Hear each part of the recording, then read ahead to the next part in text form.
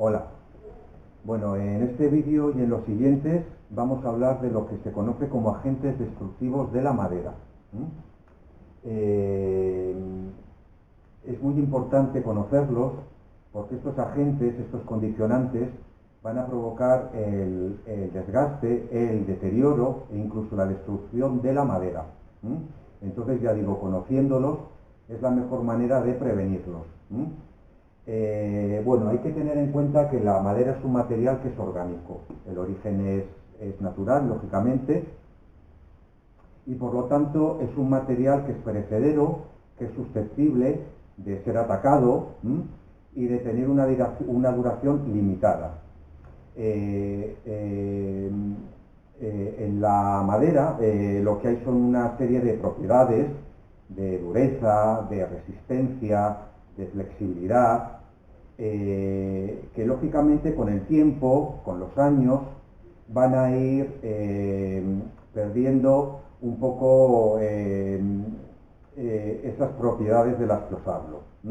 Quiero decir, una madera pues antigua, cuando nos enfrentamos con un mueble pues muy antiguo, que tiene muchos años, nos damos cuenta de que esa madera, aunque haya estado en condiciones óptimas de conservación, de mantenimiento, va a ser más frágil, menos resistente. Quiero decir, esas propiedades que tiene las va a ir perdiendo con el tiempo de una manera lógica, porque como digo, es un material que es orgánico y que es perecedero.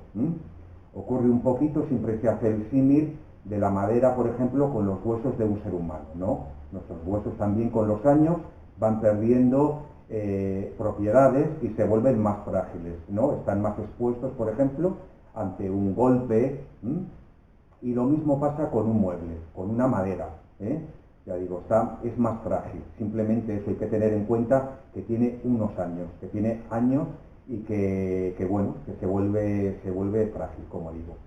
Pero en cuanto a su duración, una madera, si se mantiene en unas condiciones óptimas, puede durar muchos años, cientos de años, incluso miles de años, porque en Egipto, por ejemplo, nos han llegado pues utensilios, nos han llegado muebles, nos han llegado pues el sarcófago, por ejemplo. Ya digo, hay muchos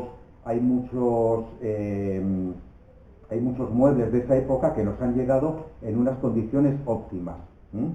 Esa madera, lógicamente, pues será más frágil, estará más debilitada, incluso muchas veces no se podrá ni usar, en el caso de que se usara, que evidentemente no se usa porque tiene un carácter museístico, ¿no? Pero esa madera, ya digo, puede que pasen incluso miles de años y que permanezca en un estado todavía, pues bueno, relativamente bueno. ¿Eso por qué ha pasado? Que una madera que tenga tantos años pueda llegar hasta nuestros días, perdiendo parte de las propiedades que le son propias, pero se ha mantenido pues en el tiempo. Pues porque los agentes destructivos que vamos a ver en estos vídeos no han tenido ese impacto tan grande que la deteriorada, hasta el punto de que incluso se destruya. En este caso, en el mueble egipcio que os comento un poco anecdóticamente, pues lo más importante habrá sido en este caso que la humedad no ha sido mala y no ha provocado el deterioro de esa madera. Hay que tener en cuenta que en Egipto es un lugar geográfico donde el clima es muy seco, la temperatura no varía mucho, y eso ha hecho que la madera, en este caso, pues no haya sido tan expuesta a la proliferación de microorganismos, de insectos que hayan destruido esa madera. Entonces, ya digo, será el caso de que tenemos madera como la de Egipto, que tiene miles de años, que ha llegado hasta nuestros días en unas condiciones más o menos buenas, y sin embargo muebles de civilizaciones posteriores, como es por ejemplo Grecia, Roma, no nos ha llegado prácticamente nada. ¿Por qué? Porque en esos casos los agentes destructivos, sobre todo los relacionados con la temperatura, sí han influido de una manera drástica y han impedido que esa madera, que esos muebles hayan llegado hasta nuestros días. Por lo tanto, veis que el carácter perecedero de la madera tiene mucho que ver con las tener controlados estos agentes destructivos. Si los tenemos controlados, puede ser que un material perecedero pueda llegar a tener cientos, miles de años. Sin embargo, si no los controlamos, una madera puede tener una duración muy limitada en el tiempo. Esa es un poco la idea que quiero reflejar como introducción.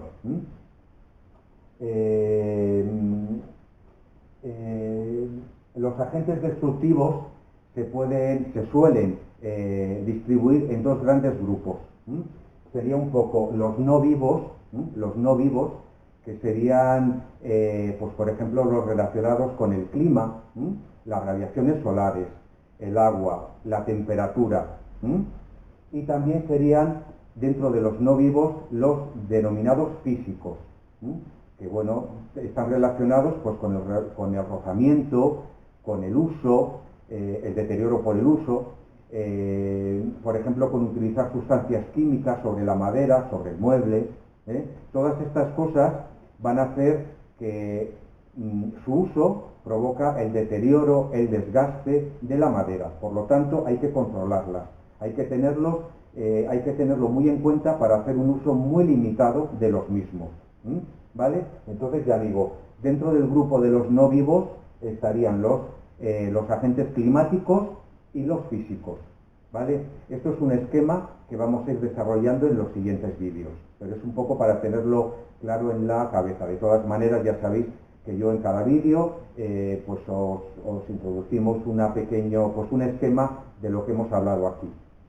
¿Vale? Entonces digo, el grupo de los no vivos, y luego tendríamos el otro gran grupo de agentes destructivos de la madera, que es el de los organismos vivos.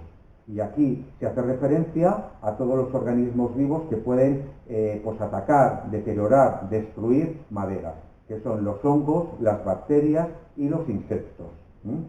Los insectos van a ser los peores, van a ser los más destructores de la madera, porque se alimentan directamente de la misma, de la madera, de la fibra, sobre todo de la celulosa, de la fibra más blanda, más rica en agua. Por tanto, son los que hay que tener más cuidado, que nunca entren en contacto con la madera porque pueden llegar a destruirla. Entonces, bueno, como veis, el esquema básico, tenerlo en cuenta, porque la madera, ya hemos dicho, tiene unas propiedades que van a durar en el tiempo. Evidentemente, cada vez van a ser más limitadas, va a ir perdiendo esa dureza, esa flexibilidad, esa resistencia, pero si se conserva en condiciones óptimas, esa madera, ese mueble dura muchos años. Evidentemente, cada vez va a ser más frágil, menos resistente, pero su duración, ya digo, puede ser muy grande. Siempre que esa madera, que ese mueble, que la tengamos prevenida de estos agentes destructivos. Que ya digo, hay que pues intentar que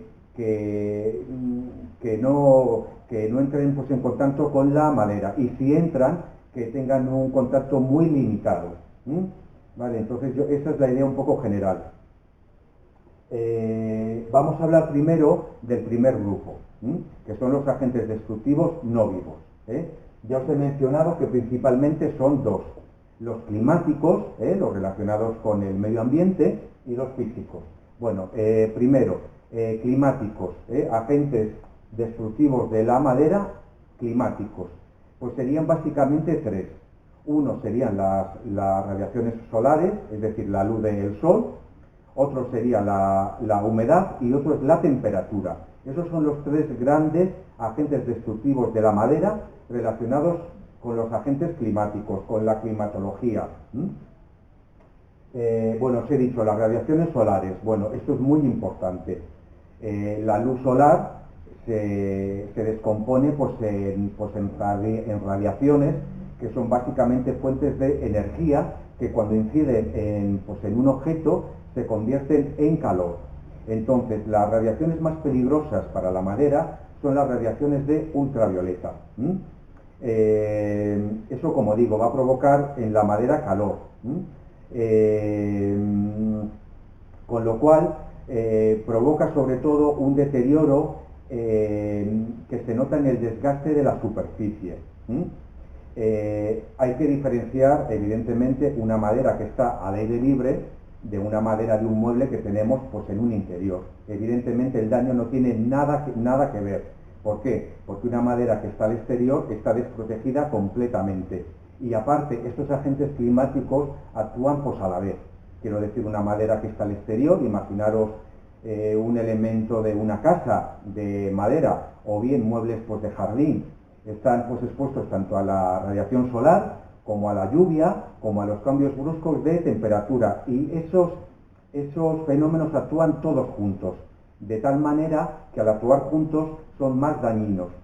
Sin embargo, un mueble que tenemos en un interior, en una casa, pues evidentemente también sufre sobre todo la radiación solar, al penetrar los rayos por una ventana y el incidir directamente sobre el mismo, pero evidentemente el daño no es el mismo, no es similar, es mucho más ligero, no tiene nada que ver. Pero sí que es malo, de cualquier manera, las radiaciones solar, la humedad y los cambios bruscos de temperatura, tanto en exterior como en interior, aunque evidentemente en exterior es mucho más grande. Bueno, como digo, las radiaciones solares lo que provocan principalmente es un desgaste de la madera, de tal manera que si os fijáis en una madera al exterior, en una valla, un elemento de una casa o en un mueble de un jardín, como os he comentado, lo característico de un mueble que está en exterior, que está expuesto a estos efectos climáticos, es que la superficie tenga un aspecto desgastado. En vez de ser una superficie lisa, la superficie característica es formando una especie como de ondas, o incluso lo que se conoce como dientes de sierra. O sea que vemos que lo que es la fibra digamos, pues más blanda, como la celulosa, esa es la que se desgasta, y sin embargo la veta más dura, más resinosa, es la que aguanta más los agentes pues, atmosféricos. Dando como resultado una superficie que es ondulada, desgastada, incluso muchas veces formando esos dientes de sierra. En una madera que está al exterior, pues evidentemente todo actúa pues, a la vez. Las radiaciones solares desgastan esa fibra, el agua cuando llueve se acumula en esas zonas que están ya desgastadas, con lo cual el daño es mucho mayor porque va a provocar que la entrada de microorganismos, de insectos, de hongos, de bacterias, sea mucho más fácil. Entonces ya veis, al actuar todo a la vez es todavía más negativo para la madera. Bueno, vuelvo a las radiaciones solares, producen ese desgaste característico y también lo que se produce es un envejecimiento prematuro de la madera.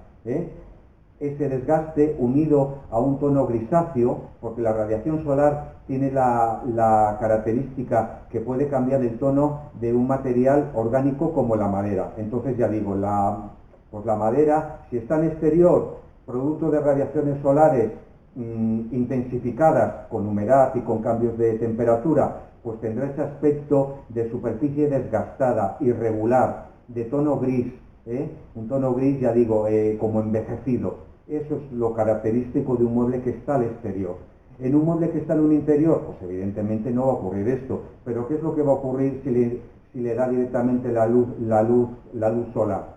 Primero, que la madera se recalienta y es más propensa a que se resquebraje, porque pierde un poco la proporción de agua que le es propia. Entonces se recalienta y ya digo, puede producirse resquebrajamientos. Luego, en cuanto a los barnices, es muy negativo, porque produce que los barnices se decoloren, se oxiden, cambien de color, cojan un color anaranjado, ámbar, que iguale toda la superficie. Por tanto, hay que proteger siempre las maderas en el exterior, desde luego, y en el interior también. Vale, en el exterior, pues bueno, pues hay que utilizar maderas duras, tipo el liroco, el roble, el teca, maderas tropicales son más resistentes, el olmo, por ejemplo, también, maderas siempre resistentes. y darles un acabado que nunca va a ser ni un barniz ni pintura, porque esos acabados todos se deterioran con el tiempo. Hay que utilizar productos tipo pues un aceite como el de Teca, o productos más modernos, un Lasur, protectores decorativos, que son acabados que no tienen cuerpo, pero que penetran bien en la madera y le dan un poco más de elasticidad. Nutren esa madera y le dan un poco de elasticidad. Esos productos nunca duran toda la vida, hay que mantenerlos, normalmente anualmente, porque en el exterior una madera sufre mucho, pero su mantenimiento es más fácil, porque al no crear cuerpo, simplemente lijándolos podemos volver a darlos, ya digo, una vez al año, y de esa manera el mueble se mantiene en condiciones óptimas. En un mueble que está al interior, por supuesto tiene un barniz, tiene una pintura, lo que hay que hacer es protegerle de las fuentes directas de sol, de calor, al fin y al cabo. Entonces, mediante cortinas gruesas que no incida, porque ya digo, eso daña, en primer lugar daña lo que es el acabado, y también daña pues la madera, porque va a producir un recalentamiento que puede dar lugar a pues por ejemplo a que salga alguna pequeña grieta, a que una chapa pues se levante porque daña las colas que van perdiendo su adhesión, es decir, siempre protegidos, ¿vale? Eso serían las radiaciones solares. Bueno, dentro de los agentes destructivos de carácter climático hemos visto las radiaciones solares. Y otro de los agentes muy negativos para la madera es la humedad. Bueno, hay que decir que la madera tiene un nivel de agua que le es propio y que está, digamos, en equilibrio con el medio ambiente. Quiero decir, pues la madera tiene la capacidad de dilatarse y de contraerse, de absorber y de desprenderse de su nivel de agua en relación con la humedad y la temperatura del ambiente. De tal manera que cuando la humedad del ambiente es muy alta, la humedad tiene esa capacidad de absorber parte del agua que hay en el exterior. Y al contrario, cuando el clima es muy cálido, es muy seco, pues la madera tiene esa capacidad de desprenderse de parte de la humedad que le es propio, ¿vale?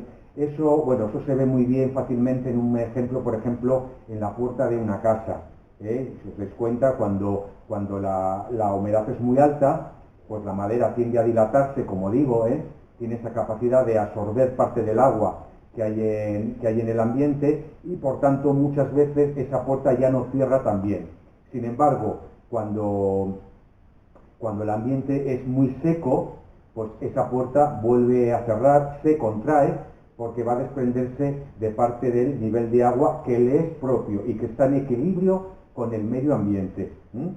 Bueno, pues esto, que la madera no tiene ningún problema cuando los cambios no son demasiado bruscos, debido a la elasticidad, que es una de las propiedades de la madera, la elasticidad. Es hablar un poco como del pegamento que liga las fibras de la madera, que ya digo, que van a poder dilatarse, agrandarse o empequeñecerse dependiendo de la humedad que hay en el ambiente, sea mayor o sea menor. Eso no hay ningún problema. ¿Qué es lo que pasa? Que cuando estos cambios son muy bruscos, se dan de una manera grande, lo que puede provocar es que la madera se rompa, que ese nivel esa propiedad de elasticidad que le es propia, que se pierda, de tal manera que la fibra pueda romperse, produciendo pues grietas, produciendo fendas, que claro, evidentemente van a romper lo que es la fibra de la madera, son muy peligrosas. Eso es lo que hay que controlar, que esos cambios de humedad y de temperatura no sean muy grandes y sobre todo no sean muy bruscos, porque se puede romper esa capacidad de la madera de elasticidad, de absorber y de desprenderse del nivel de humedad que le es propio. Entonces es un tema con el que hay que tener mucho cuidado. En una madera que está al exterior, pues está muy expuesta y evidentemente estas grietas, estas fendas, los hinchamientos de la madera, pues es más lógico que se den. En una madera que está en un interior, pues también se pueden dar, aunque no esté tan expuesta y esté protegida con barnices, con pinturas, pero también se puede dar, sobre todo en climas continentales, en climas, por ejemplo, como el que tenemos pues, en Madrid, ¿no? Que son cambios bruscos. Entonces hay que controlarlo, porque cuando la madera se rompe, pues evidentemente, aparte de que pierde parte de las propiedades, va a ser una vía de entrada a los microorganismos. Entonces, ya digo, hay que tener mucho cuidado con eso, con los cambios bruscos de pues, humedad y de temperatura. Bueno, vamos a dejarlo y en el próximo vídeo ya continuaremos con los agentes destructivos, en este caso con los físicos. Hasta luego.